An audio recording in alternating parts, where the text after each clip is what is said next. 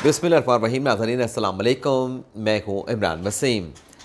नाज़रीन, दो बड़ी अहम ख़बरें जिनकी हेडलाइंस टाइटल थंबनेल पे आप नाज़रीन ने पढ़े हैं। एक ख़बर तो इमरान ख़ान के जो मुकदमात हैं उन पे निगरान जज की तैनाती से मुतल्लिक है, उस पर हम बात करेंगे। और दूसरी ख़बर एक तहलका खेज़ बल्कि कोहराम मचा देने वाली प्रेस कॉन्फ्रेंस को रोक दिया गया। ये क्या मामला है? कौन प्रेस कॉन्फ्रेंस करने वाला था और उसमें किस किस्म के इंकशाफात जो है वो किए जाने का इम्कान था? इसकी तफसीलात भी आपके साथ हम शेयर करेंगे। लेकिन इससे पहले हम बात करेंगे कल जो ज़मान पार्क में पंजाब पुलिस की जानिब से ऑपरेशन किया गया, जिस पर साबिक़ वज़ीर आज़म इमरान ख़ान ने इस बात का ऐलान किया है कि वो इस ऑपरेशन के ख़िलाफ़, पंजाब हुकूमत के ख़िलाफ़, निगरान हुकूमत के ख़िलाफ़ जो है वो अदलिया से रुजू करेंगे। यानी ख़ान साहब ने अदालत में जाने का ऐलान कर दिया और ख़ान साहब ने कहा कि ये कंटेम्प्ट की गई है, क्योंकि जो अदालत के लाहौर हाई कोर्ट के अहकामात थे और वहाँ पर जो चीज़ें एग्री की गई, जो मुआहिदा हुआ, उसकी वायलेशन की गई है। बल्कि ख़ान साहब ने कहा कि ये जो मेरे घर के अंदर सर्च ऑपरेशन किया गया, वो भी ख़ान साहब ने कहा कि गैर कानूनी, गैर आइनी था। अब ख़ान साहब इसे गैर कानूनी कह रहे हैं, गैर आइनी कह रहे हैं, जबकि पंजाब हुकूमत का ये कहना है कि ये ऑपरेशन करने के लिए उनके पास एटीसी अदालत से हासिल किया गया सर्च वारंट मौजूद था और जो इंक्रोचमेंट थी ज़मान पार्क के बाहर, उसका ख़ात्मा किया गया। अब ये दो वर्शन सामने आ रहे हैं, एक इमरान खान साहब का मौक़िफ़ है, एक निगरान पंजाब हुकूमत का मौक़िफ़ है।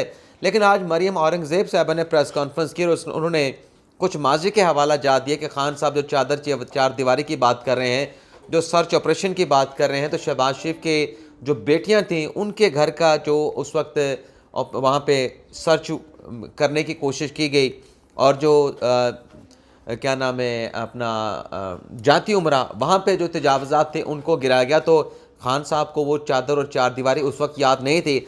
यानी मकसद ये है कि जो आज मरियम औरंगज़ेब साहबा बात कर रही थी कि जो कुछ शरीफ ख़ानदान के साथ इमरान खान साहब के दौर में हुआ, जो जाती उमरा पे ऑपरेशन करके वहाँ पे दीवारों को गिराया गया, शरीफ ख़ानदान के जाती उमरा के घर की और फिर शहबाज शरीफ के घर की, जिस तरीके बेटियों के घर के ऊपर जिस तरह से वहाँ पे पुलिस भेजी गई और वहाँ पर भी जो है वो सर्च करने की, घर की तलाशी लेने की कोशिश की गई।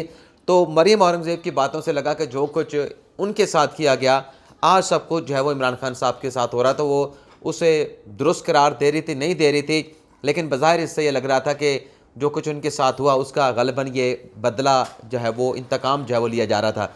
लेकिन बहरहाल अब खान साहब ने अदालत में जाने का ऐलान कर दिया। खान साहब अदालत में जाएँ तो दूध का दूध, पानी का पानी हो जाएगा कि जो एटीसी अदालत का सर्च वारंट था वो किस हद तक था, उसमें कोई डायरेक्शन थी कि किस तरीके से जाना है, कोऑर्डिनेशन ज़मान पार्क के जो मकीम है उनके साथ करनी है, नहीं करनी।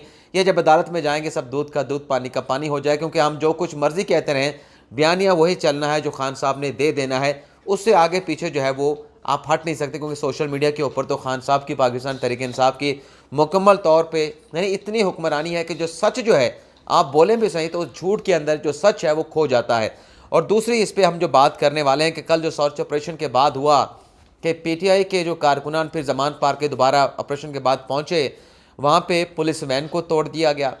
वहाँ पे जो पुलिस वैन को ना सिर्फ तोड़ा गया बल्कि उसे नहर में गिरा दिया गया और ड्यूटी से वापस जाता हुआ एक एहलकार, उसको पकड़ के उसके ऊपर तशद्दुद किया गया। तो क्या ये पुलिस की वैन को तोड़ना और एक सरकारी ड्यूटी से वापस जाते हुए एहलकार को तशद्दुद का निशाना बनाना, ये किस मुल्क में इस बात की इजाज़त दी जाती है? लेकिन हम इसका जवाब नहीं मांग सकते। आप इसका जवाब मांगेंगे तो आप लिफाफे भी हैं, आप घटिया भी हैं, आपको माँ बहन की गालियाँ भी दी जाएंगी। लेकिन कतई नज़र का आपको कौन क्या कह रहा है, आपने अपना काम करना है। आपने जो लोग सच सुनना चाहते हैं, जो हकीकत सुनना चाहते हैं, उनके सामने भी चीज़ें रखने, क्योंकि सारे तो ऐसे लोग नहीं जो सिर्फ तारीफ़ें सुनना चाहते हैं कि खान साहब ने ये कर दिया, खान साहब ने फ़लाँ कर दिया। ऐसे भी लोग हैं हमारे पाकिस्तान के अवाम में जो सच सुनना चाहते हैं, जो चाहते हैं उनके सामने हकीकत रखी जाए, फ़ैसला हम करेंगे कौन सही है कौन गलत है। अब आप देखें कि कल के इस ऑपरेशन के बाद जो ज़मान पार्क के बाहर अब पुलिस वालों के साथ जो किया जा रहा है, पथराव किया गया, यहाँ पे इस्लामाबाद में ही पथराव किया गया। तो अब लाहौर की इंतज़ामिया की जानिब से जो हदायत जारी की गई हैं कि ज़मान पार्क से जो भी पुलिस वाला गुजरेगा वो बावर्दी नहीं होगा, बल्कि ये कहा गया है कि ज़मान पार्क से आपने गुजरना नहीं है और बावर्दी अगर हैं तो बिल्कुल आप कोई और रास्ता अख्तियार करें। अगर आपने घर जाना है, किसी और काम के सिलसिले में जाना है, तो ज़मान पार्क से आपने बिल्कुल नहीं गुजरना। वहाँ से गुजरेंगे तो पीटीआई के कारकुनान आपको टारगेट कर सकते हैं, आपको तशद्दुद का निशाना बना सकते हैं, आपके साथ कुछ भी हो सकता है। तो लिहाजा आपने ये एहतियाती तदाबीर जो है वो अख्तियार करनी है। इसके अलावा नाज़रीन आप देखें कि कल जो इस्लामाबाद में हुआ, जो जलाओ गिराव यहाँ पे किया गया, उस पर भी पीटीआई कह रहे हैं कि हमारे ऊपर जुल्म किया गया। हालांकि जो पुलिस की नफरी यहाँ पे लगाई गई, बेशक उससे तासुर मिल रहा था कि खान साहब को गिरफ्तार कर सकते हैं, लेकिन ये तब चीज़ जो है वो कोई कंक्रीट सूरत अख्तियार कर दी अगर इमरान खान को गिरफ्तार किया जाता। वैसे तो ये इंतजाम खान साहब की अपनी दरख्वास्त के ऊपर, शिबली फराज साहब की दरख्वास्त के ऊपर, इमरान खान साहब के कहने के ऊपर कि ये जुडिशल कम्प्लेक्स सारा मुकदमा शिफ्ट करके वहाँ पे मुझे सिक्योरिटी फराम की जाए, इनके अपने कहने के ऊपर हुआ। लेकिन जब सिक्योरिटी लग गई तब भी पीटीआई वाले चीखना चिल्लाना शुरू हो गए कि ये तो यहाँ पे पुलिस की लश्करकशी कर दी गई है, यहाँ पे कंटेनर लगा दिए गए हैं, ये हमें गिरफ्तार करना चाहते हैं। तो खान साहब को सिक्योरिटी कंसर्न था कल के उस मजमे में। जैसे खान साहब अपने मजमे के साथ कारकुनान के साथ अंदर आना चाह रहे थे, उन्हें रोका गया कि आप इन लोगों को साथ ना लेके जाएं, आप ओपन जगह से आ रहे हैं। जब आपने इस्लामाबाद का टोल प्लाजा क्रॉस किया, आपके इस डेलीगेशन के अंदर, आपके इस काफिले के अंदर ऐसा खदशा हो सकता है, ऐसा ख़तरा हो सकता है, कोई ऐसा शख्स ना दाखिल हो गया हो जो आपको भी नुकसान पहुँचाए, रियासत को भी नुकसान पहुँचाए, और फिर अल्टीमेटली फिर उसका नुकसान जो है वो ये होगा कि देखें पुलिस ने जो इंतजाम किए वो नाकाफ़ी थे और ये कोई नाखुशगवार किस्म का वाक़या पेश आ गया। तो खान साहब से कहा गया कि आप अपनी गाड़ी ले जाएं, आपको पुलिस आगे से भी स्कॉट करेगी, पीछे से भी स्कॉट करेगी, आप जाएं, पेशी मुकम्मल करें। शहीर बेटा इसकी आवाज़ कम करो। तो अपनी पेशी मुकम्मल करें और वहाँ से वापस चले जाएँ। लेकिन खान साहब भी डट गए, खान साहब की सिक्योरिटी टीम के लोग भी डट गए, और फिर फ़ारूक हबीब साहब जिस तरह से लोगों को वहाँ पे इश्तियाल दिलाते रहे, जुल्फ़ी बुखारी साहब इश्तियाल दिलाते रहे, और बाकी अपना आमिर कियानी साहब के खिलाफ भी मुकदमा दर्ज कर लिया गया। तो 10 दफ़ात लगा के पीटीआई के कारकुनान के खिलाफ मुकदमा दर्ज किया गया। लेकिन यहाँ पे सवाल ये पैदा होता है, इस सारे जलाओ गिराव में जो पुलिस वालों के मोटरसाइकिल जलाए गए, उसका नुकसान कौन देगा? पुलिस वालों ने तो कोई सरकारी मोटरसाइकिल तो उनके पास नहीं थे, अपने प्राइवेट मोटरसाइकिल थी, उस पर आए थे। महकमे का हुक्म था मानने के लिए, जिम्मेदारी पूरी करने के लिए और ख़ान साहब को सिक्योरिटी देने के लिए, उनकी जान को की हिफाजत के लिए वहाँ पे आए थे। लेकिन उनके मोटरसाइकिल जला दिए गए और फिर जो सरकारी गाड़ियों को, पुलिस की बसों को नुकसान पहुँचाया, ये कोई पुलिस के महकमे को नुकसान नहीं पहुँचा। अल्टीमेटली होना क्या है कि ख़जाने से पैसे दे के ये तमाम चीज़ें सही करवाई जाएंगी, दोबारा से ख़रीदी जाएंगी। तो नुकसान किसका हुआ? नुकसान तो आवाम का हुआ। खान साहब ने नहीं देना, पुलिस ने अपनी जेब से भी नहीं देना, नुकसान तो आवाम का हुआ है। लेकिन कोई पूछने वाला नहीं, क्योंकि बात होती है कि हमने एक पाकिस्तान बनाना है। एक पाकिस्तानी खान साहब ने 2 पाकिस्तान बना के पाकिस्तान के अवाम के सामने रखती है कि एक तरफ इमरान खान का पाकिस्तान है, दूसरी तरफ वो पाकिस्तान है कि आपने जुर्म करना है, आपको ये नोटिस जारी हो गए हैं, आपको अदालत बुलाएगी, आपने पेश होना है, आप पेश नहीं होंगे आपको गिरफ्तार कर लिया जाएगा, आपको अदालतों में पेश कर दिया जाएगा। लेकिन खान साहब हैं, खान साहब को अगर बुलाया है तो खान साहब इसी तरह से मजमे के साथ जाएंगे, बड़ी ठाट बाट के साथ जाएंगे, काफ़िले के साथ जाएंगे। और अगर खान साहब को काफ़िले के साथ अदालत में जाने से रोका जाता है तो फिर पुलिस का जो हशर होगा वो खान साहब के पाकिस्तान में सब कुछ जो असूल, जो पैरामीटर हैं वो वाज़े कर दिए गए हैं। और ये जो मैं इस किस्म की हकीकत सामने रखता हूँ, धमकियाँ मिलती हैं, गालियाँ दी जाती हैं, बहुत सारी बातें की जाती हैं, लेकिन खुदा ऊपर देख रहा है। हक क्या है, सच क्या है, इसका फैसला खुदा ने करना। लेकिन आ जाते हैं जो आज की हमारी 2 खबरें हैं कि अहम तरीन प्रेस कॉन्फ्रेंस, बल्कि कोहराम मचा देने वाली प्रेस कॉन्फ्रेंस कौन करने जा रहा है, तो उसमें किस किस्म के इंकशाफात किए जाने थे।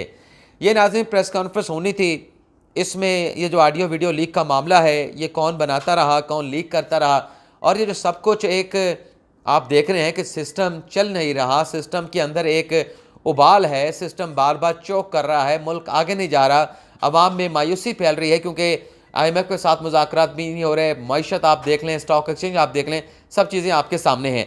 तो पाकिस्तान तहरीक इंसाफ के ही मुनर्रिफ रहनुमा फैसल वड़ा साहब जो हैं वो कराची से इस्लामाबाद पहुँचे थे। एक बड़ी धुआंधार किस्म की, एक बड़ी तहलका खेज़ किस्म की, एक बड़ी कोहराम मचा देने वाली प्रेस कॉन्फ्रेंस करने के लिए पहुँचे थे इस्लामाबाद। उन्होंने प्रेस कॉन्फ्रेंस करना थी, लेकिन ये प्रेस कॉन्फ्रेंस करने से फैसल वड़ा साहब को रोक दिया गया। और मैं ये ख़बर आपको किसी ज़राए से नहीं दे रहा, बल्कि इस बात का इज़हार फैसल वड़ा साहब ने खुद किया कि ये जो ऑडियो लीक हुई है जस्टिस मज़ार अली नकवी साहब की, ये किसी और ने नहीं, ये जनरल फैज़ हमीद ने की है। और फैसल वड़ा ने कहा कि रिटायरमेंट के बाद भी जनरल फैज़ हमीद जो है वो इनसे संभाला नहीं जा रहा। नाम उन्होंने PDM का लिया कि PDM से नहीं संभाला जा रहा, लेकिन ज़ाहिर सी बात है कि सियासतदान बड़े आसान टारगेट होते हैं, तो सियासतदानों का नाम ले लिया जाता है जिनसे संभाला नहीं जा रहा, उनका नाम लेने से हम कतराते हैं कि किन से नहीं संभाला जाए। लेकिन बहरहाल फैसल वाडल साहब ने कहा कि मैं प्रेस कॉन्फ्रेंस करने के लिए इस्लामाबाद आया था और वक्त आ गया है कि सर पर कफन बांध के कोहराम मचाना पड़ेगा, किसी न किसी को कोहराम मचाना पड़ेगा। यानी वो कह रहे थे कि किसी न किसी को सच बताना पड़ेगा कि चीज़ें चल क्या रही हैं, कौन किसको कैसे सपोर्ट कर रहा है और उसके लिए क्या गैर कानूनी किस्म के इक़दाम उठाए जा रहे हैं।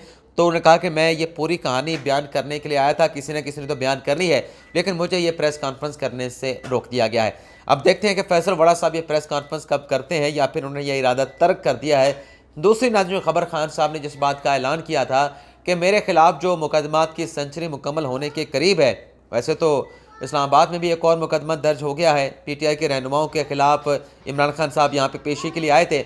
अब खान साहब ये भी कहेंगे कि मेरे खिलाफ गलत मुकदमा दर्ज कर लिया है, गैर कानूनी मुकदमा दर्ज कर लिया है, लेकिन सवाल अदालतों से भी होना चाहिए, अदालतों से बल्कि सवाल ज़रूर होना चाहिए। वैसे हम तो उस पाकिस्तान से ताल्लुक़ रखते हैं जो कि पुराना पाकिस्तान है। हम अगर बात करेंगे तो हमें तौहीन अदालत में बुलाया भी जा सकता है और हम अब मजमा लेकर भी नहीं जा सकते। हमारी वैसे भी इतनी ना कोई पॉपुलैरिटी है, ना हमारी फॉलोइंग है।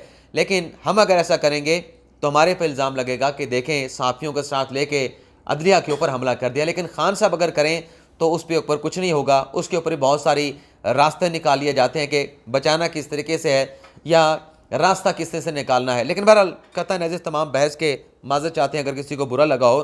तो इमरान खान साहब ने ऐलान किया कि उनके खिलाफ जो इतने सारे मुकदमात दर्ज कर दिए गए हैं, वो इसके लिए अब इलेक्शन कैंपेन कैसे चलाएंगे, हर केस में वो पेश नहीं हो सकते। वैसे तो एक भी मुकदमा खान साहब वहाँ पे भी पेश नहीं होते।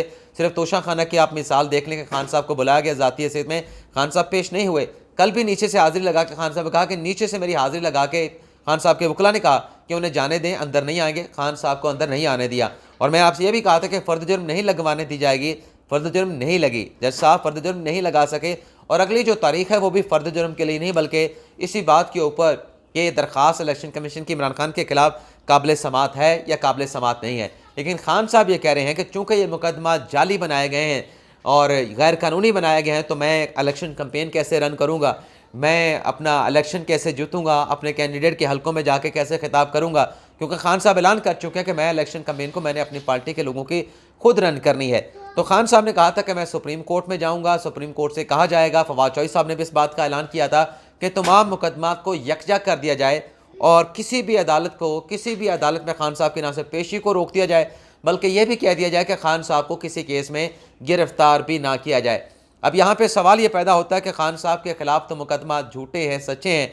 नवाज शरीफ के मुकदमे में जो हुआ कि नैब को रेफरेंस बनाने का हुक्म दे दिया गया और साथ में एक मॉनिटरिंग जज भी बिठा दिया गया कि जो इस बात को इंश्योर करे कि 6 माह के अंदर जो रेफरेंस हैं नवाज शरीफ का, मरियम नवाज़ का, कैप्टन सफदर का, हसन नवाज़ का, हुसैन नवाज़ का, इनका 6 माह के अंदर फैसला होना चाहिए और मॉनिटरिंग जज जो है वो इन तमाम मामलात की निगरानी करेगा और जो एहतसाब अदालतें हैं वो हर हफ्ते की रिपोर्ट जो है वो मॉनिटरिंग जज को भिजवाती रहेंगी।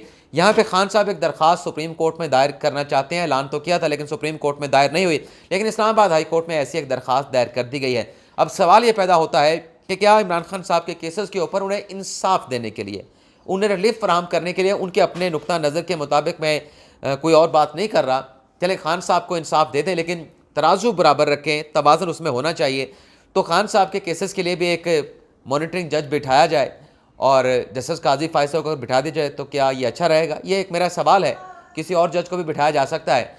तो एक निगरान जज खान साहब के मुकदमा में बिठा दिया जाए और उसमें डायरेक्शन दायर कर दी जाए कि 6 माह के अंदर इन केसेस का फैसला किया जाए, रोज़ाना की बुनियाद पर इन केसेस की समाअत हो।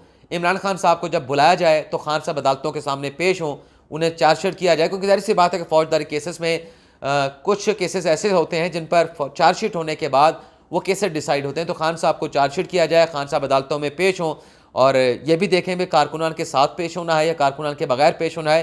तो ऐसा निगरान जज अगर खान साहब के मुकदमा पे बिठा दिया जाए और 6 माह के अंदर जिस तरह से नवाज शरीफ के केसेस कंक्लूड हुए, वैसे तो नवाज शरीफ मरीम नवाज के साथ हर पेशी के ऊपर एहतसाब अदालत में मौजूद होते थे, लेकिन चले यहाँ पर भी खान साहब को कंसेशन देनी है। खान साहब के कंसेशन उनका हक है, क्योंकि खान साहब तो कानून की हुक्मरानी की जद्दोजहद कर रहे हैं, आइन की हुक्मरानी की जद्दोजहद कर रहे हैं, अदलिया की आज़ादी के लिए उन्होंने जद्दोजहद की। अलग बात है कि अदालतें बुलाएं तो खान साहब अदालतों में जाते नहीं, खान साहब अदालत के ऑर्डर को मानते नहीं और कहते हैं कि ये मुझे इसलिए बुला रहे हैं कि मुझे ट्रैप करना चाहते हैं, मुझे वहाँ पे कातलाना हमला कराना चाहते हैं। यानी ऑर्डर कोर्ट का है और इल्ज़ाम जो है वो खान साहब ये देते हैं कि मुझे मारने का ये कोई ट्रैप जो है बनाया गया है। लेकिन बहरहाल यहाँ पे भी अगर देखते हैं कि खान साहब ने इस्लामाबाद हाई कोर्ट से रिजू कर लिया है और सुप्रीम कोर्ट में दरख्वास्त कब दायर करते हैं, तो देखना ये होगा कि खान साहब के लिए भी ऐसा कोई निगरान जज बिठाया जाता है और खान साहब को भी पाबंद किया जाता है कि आप रोज़ाना की बुनियाद पर पेश हों, अपने केसेस को कंक्लूड कराएं और 6 माह का फिर लिमिटेशन हो